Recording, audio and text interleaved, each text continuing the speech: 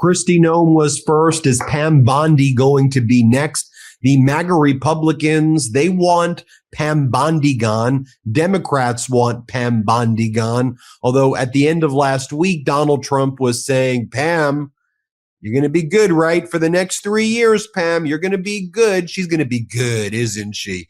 He said it in such like a demeaning way. Literally said like, she's going to be a good one for the next 3 years. In other words, you know why you're here, Pam.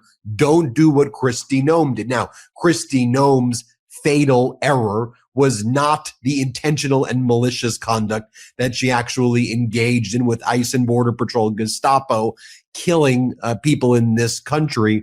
What she did was say that Donald Trump supported an ad campaign, which Donald Trump did not like the ad campaign because it didn't feature Donald Trump. It featured Christy Gnome riding around on a horse. That's why Christy Gnome got fired, for no other reason, with all of the other atrocities that she committed. And it was a Republican Senator John Kennedy from Louisiana, who asked that line of question. That was the real reason Gnome was fired. Well, now we get to Pam Bondi, and MAGA Republicans want Bondi gone, not because Bondi is truly covering up a child sex trafficking, which Bondi is doing, but Bondi bungled the cover up so bad that she now made all of these MAGA Republicans look really bad.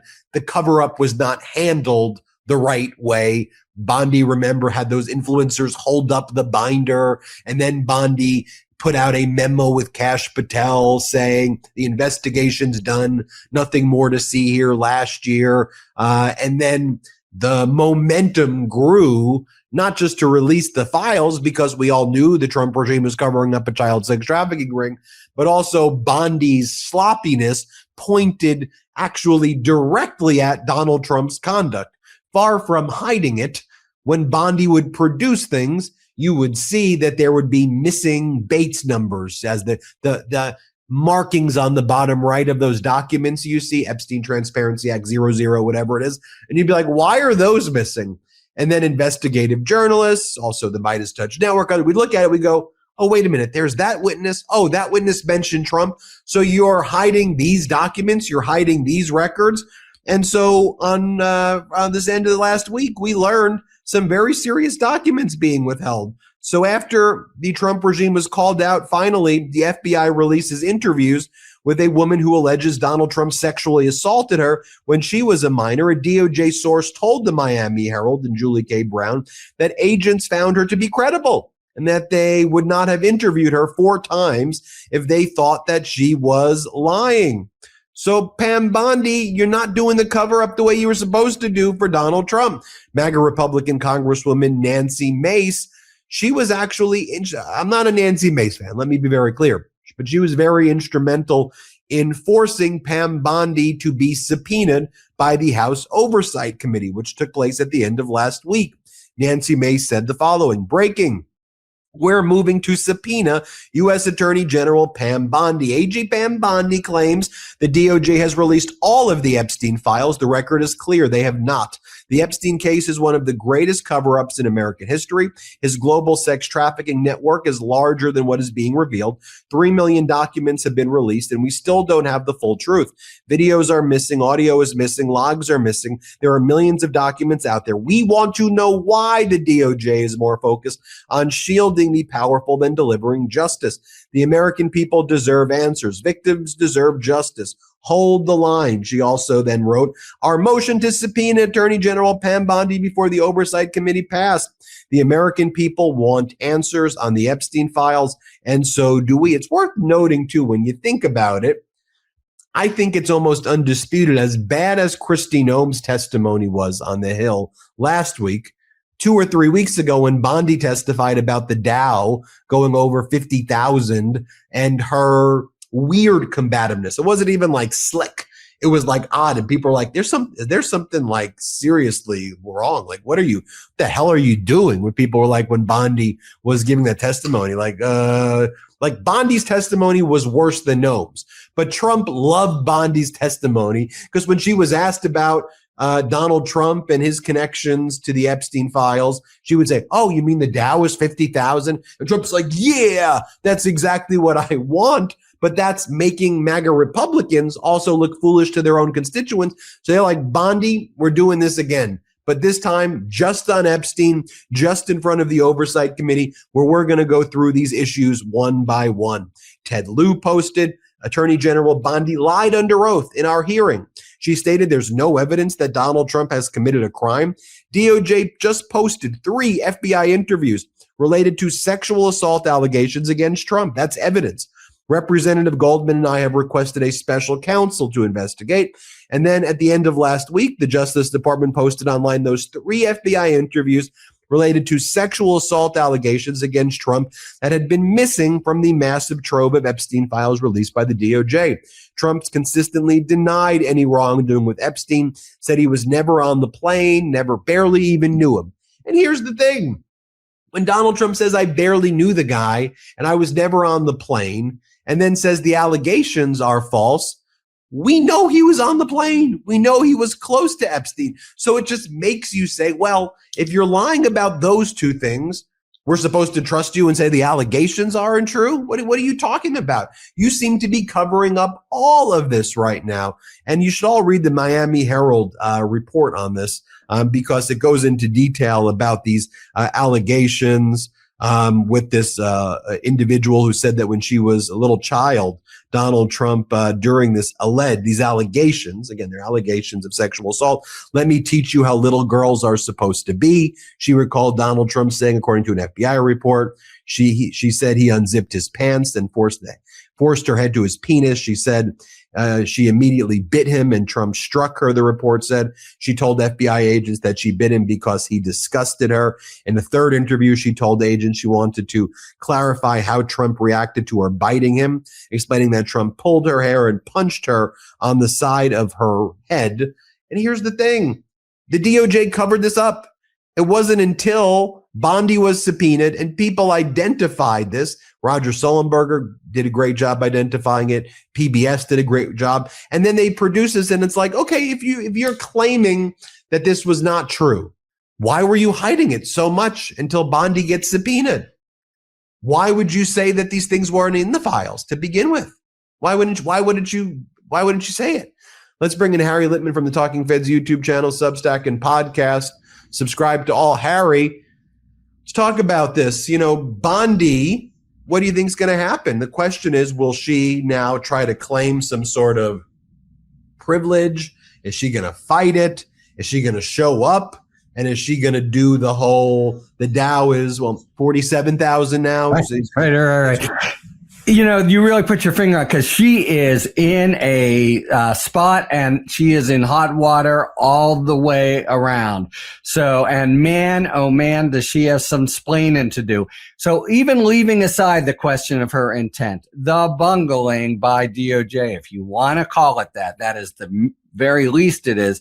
Every single time some news agency goes and scratches the surface, they find more and more. These 3 FBI 302s, which everyone's understood from the start. This is the real coin of the realm, the things we really want to see. And then just somehow they were not produced, and it's only by happenstance that NPR and CNN finds it. And then it's, oops, we thought they were duplicates. The dates are different. Every single word on it is different. It would take a quarter second to figure this out. And this is multiplied by many, many times. Since then, we've had the Wall Street Journal do more of a deep dive and found there are 40,000 plus documents missing. And as you say, this is Pam Bondi, who'd been saying, we're all done here. Everyone move along. And then they come out the next day and, oops, I guess there are 47,000 documents missing. We'll be right on it. They were supposed to produce everything. Remember December 19th? That was when they put out a sheaf of 100 documents that would make you think everything has to do with Bill Clinton. They obviously know how to be selective. And then at every turn, it just seems like these continual efforts just to try to shut it down. And who cares about the victims? But Epstein's not just his sex crime network, but his whole kind of relationship with the high and mighty everywhere. It's brought down people in Europe now, but still, Trump stays impervious to it. And Howard Letnick, who's in the cabinet, hasn't been forced to leave. The point number one is, even if she wasn't responsible, you have this level of bungling at this level of national prominence of an issue, that would normally be enough to bring someone down. Point number two, she's so damn unlikable. So every time she appears, she does the opposite of endearing herself. She now has real opposition among Republicans in the Congress. And I think the people, she's like, got this nails on chalkboard quality that every time she steps forward as the face of this, and I'll now get to this third point, cover up, at least that's what Ted Lieu and others have very strong basis to allege. And her response to it is always both silly and nasty. It's a hell of a combination. 47,000 or 50,000 with the Dow delivered in this stripping, sarcastic, antagonistic manner.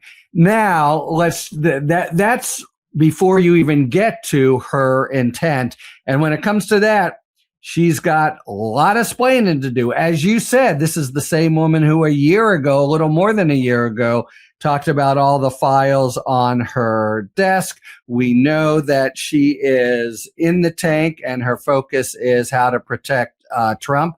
We also know, by the way, just to amplify my first point, she is not, there's no love lost for her at the White House. And this has been the issue that comes around and around and around, and they can't get rid of, in large part because of the incompetence. Now everyone's looking very closely at these three documents that were just released. She has very few remaining defenders in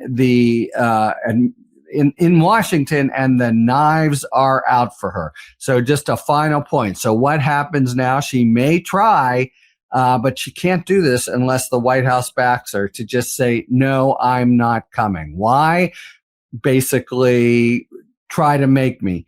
And that would be quite the standoff. Typically, that would be a contempt motion, which would fall to where? The Department of Justice. So she would skate, but it might be such a political, cyclone. So we'll see. That's what I'm looking for. Notice she was subpoenaed more than a day ago, and we haven't had a peep yet. She is very soon going to have to indicate that she's fighting or she's showing up, and her future in the cabinet may turn on it. Harry Litman runs the Talking Feds Substack, Talking Feds podcast, and Talking Feds YouTube channel. We'll be following that up. We know one way or another, when it comes to Pam Bondi, she will make a bad situation into a catastrophic situation. She'll turn a catastrophic situation into, a utterly, I don't even know, a nuclear meltdown. And I'll just say this. Yes, when Donald Trump has put his billboard of himself on the DOJ building and then reinforced it with a spotlight on it, and he treats it like his own personal law firms that would behave the way the DOJ is behaving now, and judges have viewed the DOJ as having zero credibility. Yeah, within this current executive branch, within this current structure of Congress being run by MAGA Mike, Donald Trump is impervious. The MAGA Mike is Trump's, sycophant. Bondi, is like a stooge of Donald Trump. It's embarrassing.